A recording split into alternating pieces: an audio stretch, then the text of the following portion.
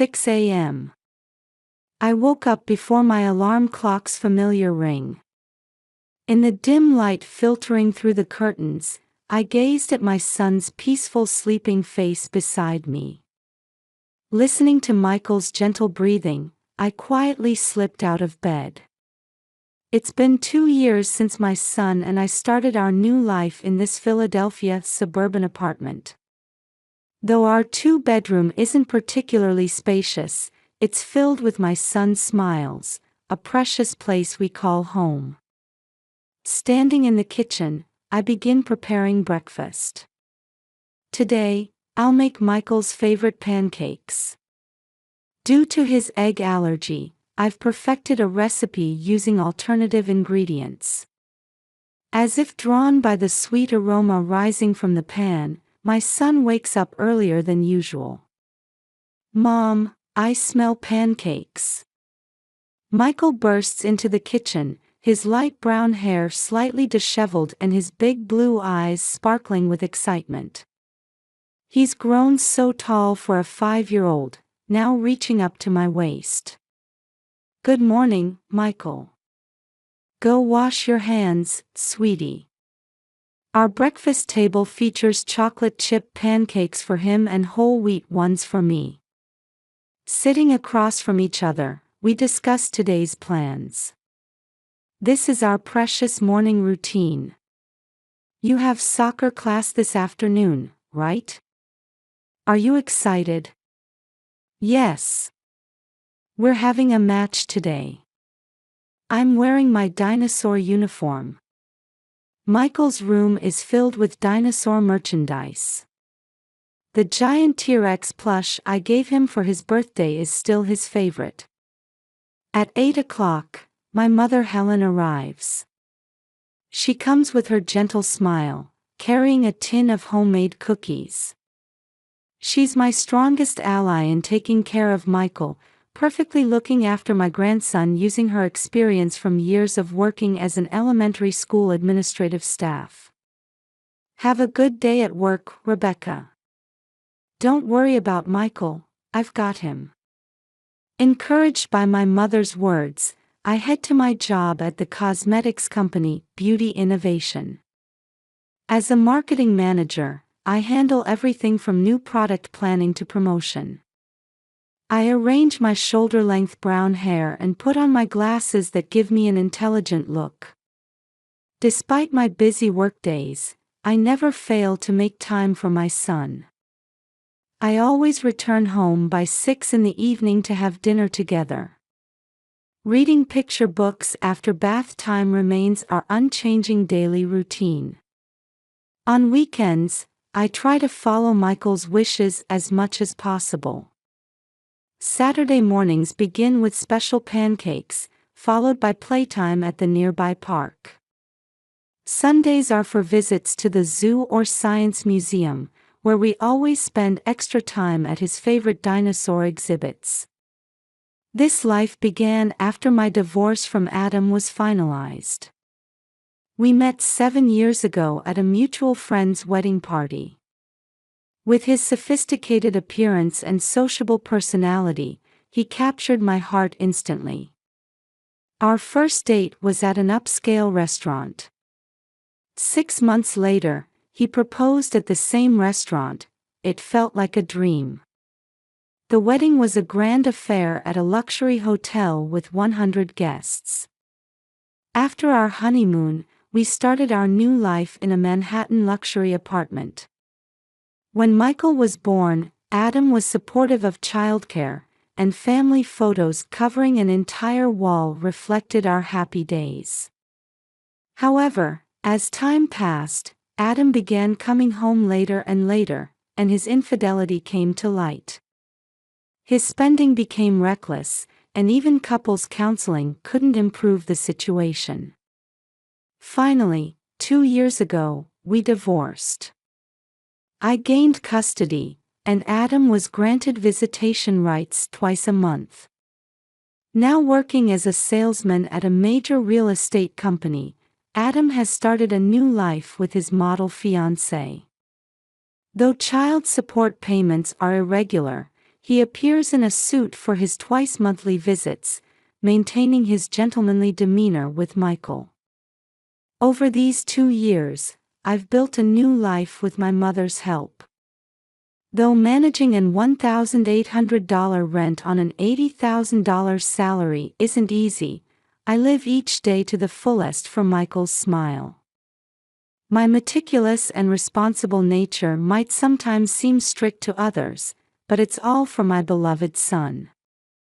On the morning of March 15th, I woke up earlier than usual. I had a 3-day business trip ahead. Lying in bed, I mentally review my preparation list. The bedside alarm clock showed 5 o'clock. Looking at my sleeping son's face beside me, even though it was just a 3-day separation, I felt a tightness in my chest. Listening to Michael's breathing, I quietly slip out of bed. When I turn on the kitchen fluorescent light, different shadows fill the room than usual. I make the pancakes slightly larger today. Using the egg-free recipe, I prepare Michael's favorite chocolate chip ones. I carefully write out 3 days' worth of meal menus and stick them to the refrigerator: Monday's gratin, Tuesday's hamburger steak, Wednesday's stew. I check each item as I place his regular medication in a special box for Helen. In the living room, I pack my suitcase with necessities. 3 copies of the presentation materials, each in clear folders. Laptop, charger, makeup pouch. I check everything according to my list. My usually meticulous nature shows even more today. Mommy, don't go. Small arms wrap around my waist from behind. When I turn around, Michael is standing there with teary eyes, clutching his beloved T-Rex plush. His small frame in pajamas is trembling. Michael, it's just 3 days. I'll be back very soon. Wait with Grandma, okay? Even at the breakfast table, Michael barely touches his pancakes, which usually disappear in an instant. With his T-Rex plush on his lap, he alternates between looking at my face and looking down. Until Helen arrives, I hug him more times than usual, as if trying to memorize the scent of his soft hair. That night, I was reading our usual dinosaur picture book in Michael's bedroom. The story was Triceratops' Parent and Child. Sitting on the bed, I hold my son on my lap. The scent of soap lingers in his damp hair. At the last page, Michael looks up at my face intently. Anxiety floats in his big blue eyes.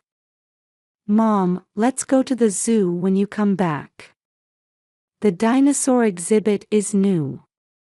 They say there's a baby Triceratops too. It's a promise. So be a good boy, okay? Listen to what Grandma says. I held him longer than usual before putting him to bed. In the gentle light of the star-shaped lamp casting shadows on the ceiling, I resist the urge to keep watching his sleeping face a little longer and leave the room. The next morning, as departure time approaches, I give Helen detailed instructions. At the kitchen table, we go through each item on my written memo. Mom, his allergy medicine is in this box. 1 pill morning and night.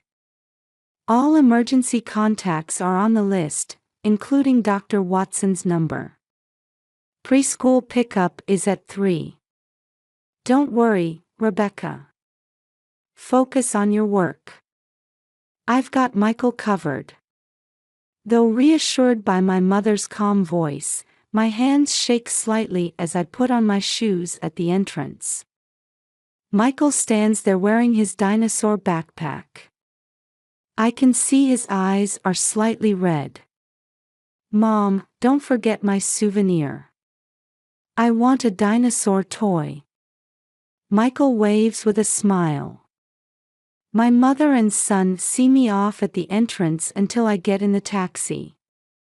Their figures in the back seat window grow smaller and smaller. That day went smoothly.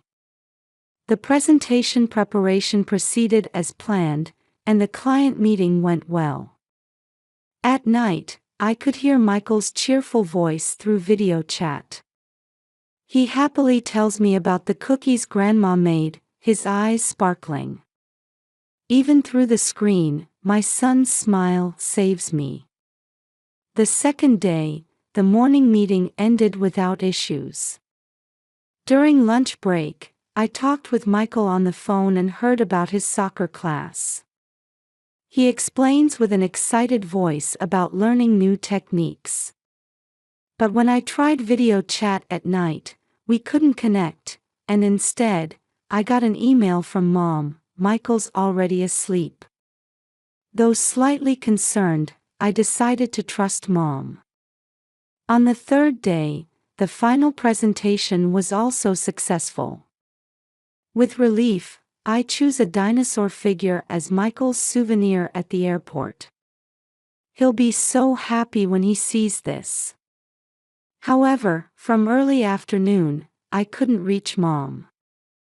The phone won't connect no matter how many times I try. Getting worried, I wrap up work early and change to an earlier 5 p.m. flight. As a light rain begins to fall from Philadelphia's night sky, the taxi arrives at my apartment building. While getting out with my heavy suitcase, feeling the fatigue of 3 days, a bizarre scene catches my eye. 3 police cars were parked in front of the building. Red and blue lights cast ominous reflections on the rain-slicked pavement. 6 uniformed officers wait with a serious demeanor. Neighbors peer anxiously from their windows, creating a nightmare-like scene. Rebecca Williams. As I turn around, a middle-aged officer approaches. Suddenly, cold metal touches my wrists. A clicking sound instantly changes my world. You're under arrest. The charge is the murder of your son, Michael Williams. All time stops within me. I can't breathe. My mind goes blank. That's impossible. My son is at my mother's house. At my words, the officers pause momentarily. In the light rain, the police cars' red and blue lights cast an eerie glow on the pavement. Could you please provide your mother's address? With a trembling voice, I give them my mother's address and phone number. A female officer begins making radio contact. From the apartment windows, I can see the shadows of residents watching with curiosity. The shopping bag with the dinosaur figure souvenir lies on the wet asphalt. A few minutes later, the female officer's expression changes. Ms. Williams, we've checked with your mother. Michael isn't there.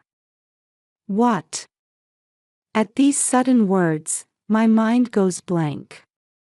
That can't be. Michael should be with Mom. We've asked your mother to come to the police station as well. We'll discuss the details there. The officers guide my confused self to the police car. The sound of raindrops hitting the back seat window. The cold feel of handcuffs. Everything feels like a nightmare. Arriving at the city police headquarters, my mother was already waiting. Her usually calm face was red from crying, with deep wrinkles and dark circles under her eyes. Rebecca. Mom rushes over. The officers escort us to an interrogation room. Metal table and chairs dimly gleam under fluorescent lights in the narrow room. The wall clock points to midnight. Only the ticking of the second hand echoes in the heavy air. Tell us everything. What happened? A middle-aged male detective and a female detective in her 40s sit across from us.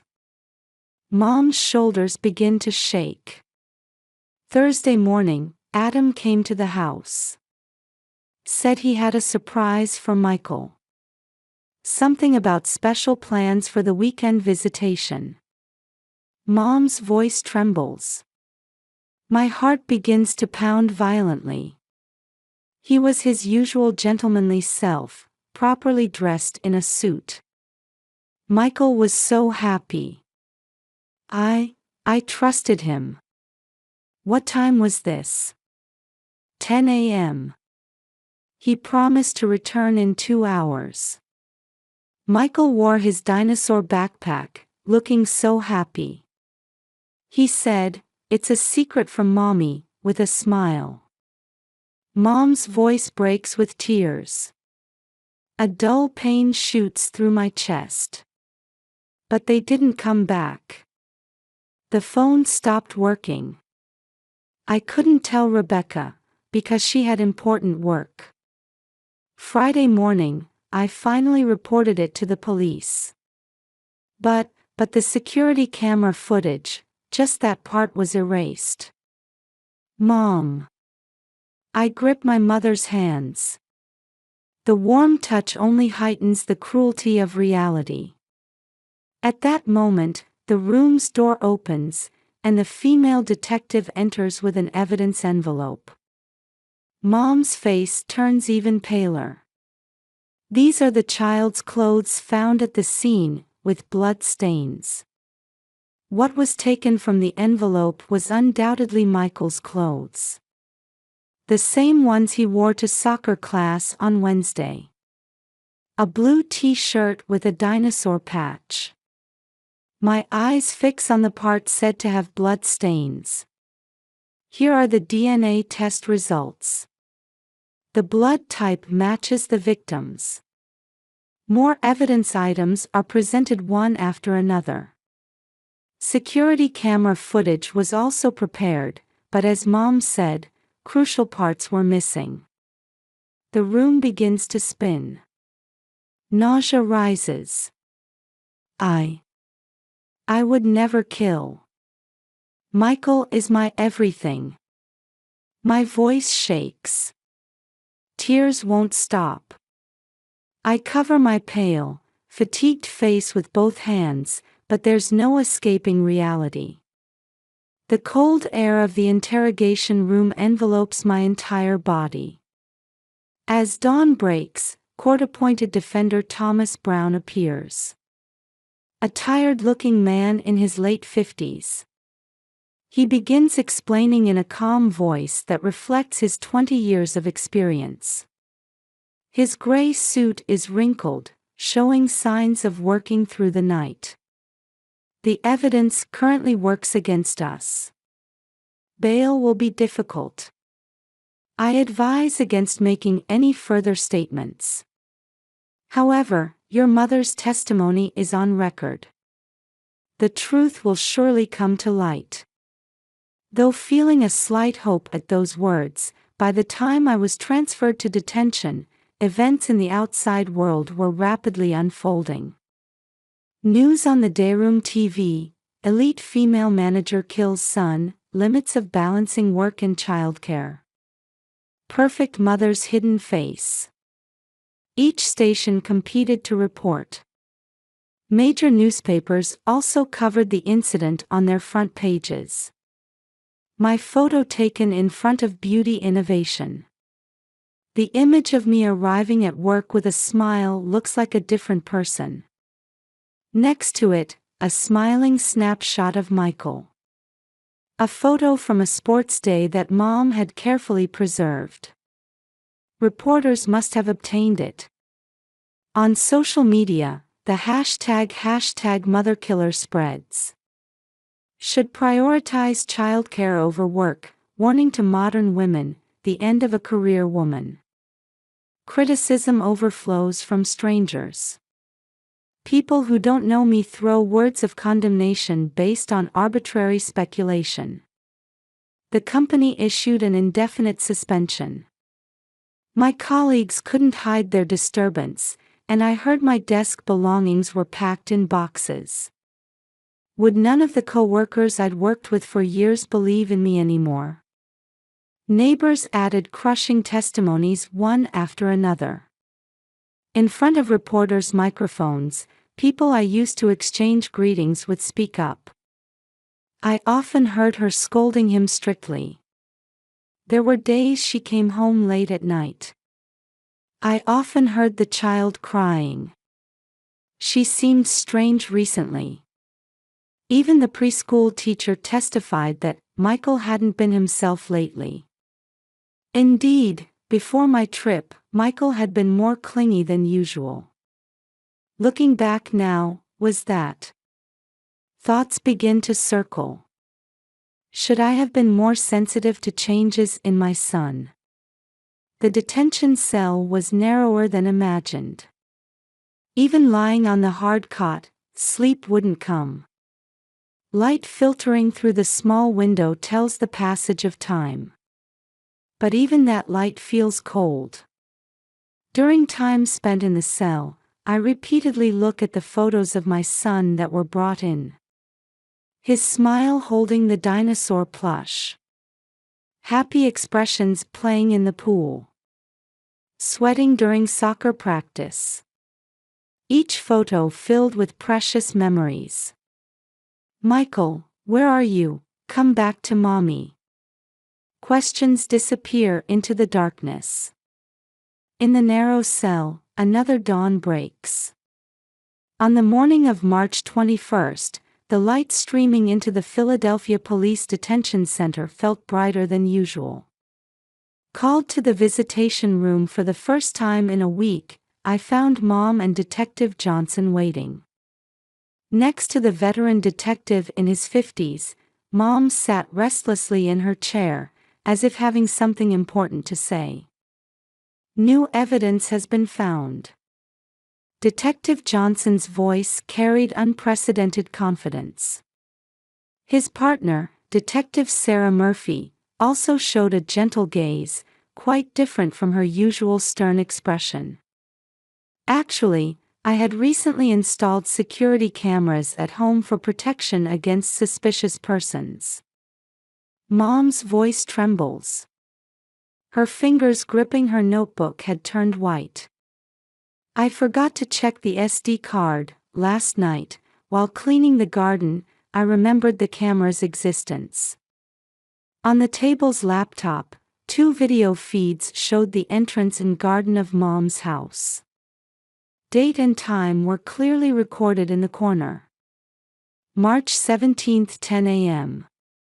When I was preparing for my presentation at the business trip destination. The high-resolution footage showed Adam in a suit.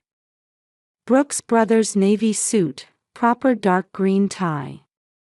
Speaking with Mom in his usual gentlemanly manner. Then Michael, wearing his favorite dinosaur backpack, happily bouncing as he heads outside. As they approached the car, Emily's smiling face could be seen in the passenger seat. My chest tightens at the sight of the small figure waving big goodbye. They didn't come back even after waiting. Couldn't reach Adam's phone anymore. Detective Johnson nods gravely at Mom's testimony. The detective's intuition, honed over 30 years, seemed to have grasped something.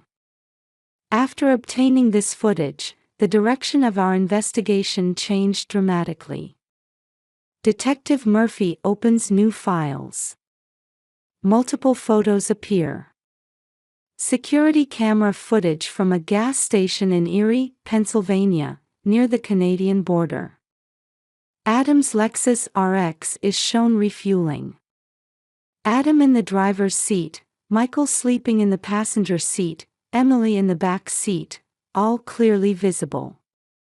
The timestamp shows 2 p.m. on the day of the incident. The security camera at the Lakeview Motel in Buffalo, New York, shows the 3 of them checking in at the front desk. Adam carrying the sleeping Michael, Emily following with luggage. They act like a real family on vacation. This was a completely planned kidnapping. And a conspiracy between the two of them. Detective Johnson explains in a quiet voice drawn from 30 years of experience. Adam and Emily had been preparing for over 6 months. Adam used his real estate industry connections to arrange for a new identity life in Toronto. Emily prepared forged documents using her modeling career connections. Together, they were trying to create a perfect new family. District Attorney Robert Clark analyzed the motive this way. This is a crime involving complex emotions.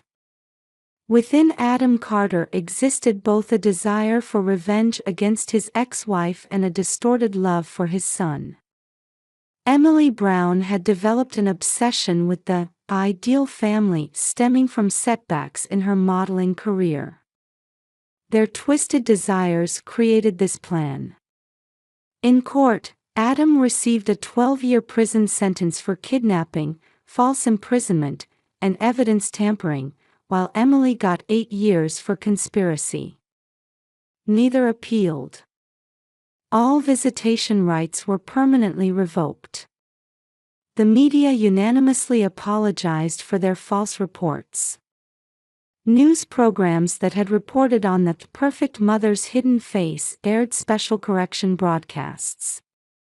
On social media, the hashtag motherkiller hashtag disappeared, replaced by hashtag staystrongrebecca. Beauty Innovation requested my immediate return. CEO Jennifer Parker personally visited to apologize and promised company-wide support. Welcome flowers arrived from colleagues. However, healing our wounded hearts would take time. In sessions with child psychologist Dr. Sarah Brown, Michael gradually opened up. He eventually expressed his true feelings. Dad and Aunt Emily said we'd go to a new house, but I didn't want to never see Mommy and Grandma again. We moved to a new apartment in the suburbs. A unit in a high-rise with proper security. Michael's new room is larger than before, with a panoramic view of the city. Mom also moved nearby, and we keep in closer contact than ever. Michael transferred to a new preschool. Though anxious at first, he made friends who share his love of dinosaurs and slowly regained his smile. We have picnics in the park every weekend. Watching Michael run energetically under the blue sky, I feel we're definitely moving forward. One Sunday, a month later, on our way home from our usual picnic, Michael suddenly gripped my hand tightly. Mommy, I'm not scared anymore. Because I'm with you. Those words brought tears to my eyes. In Michael's small hand, I felt our new future. The Philadelphia spring sunshine felt warmer than ever before.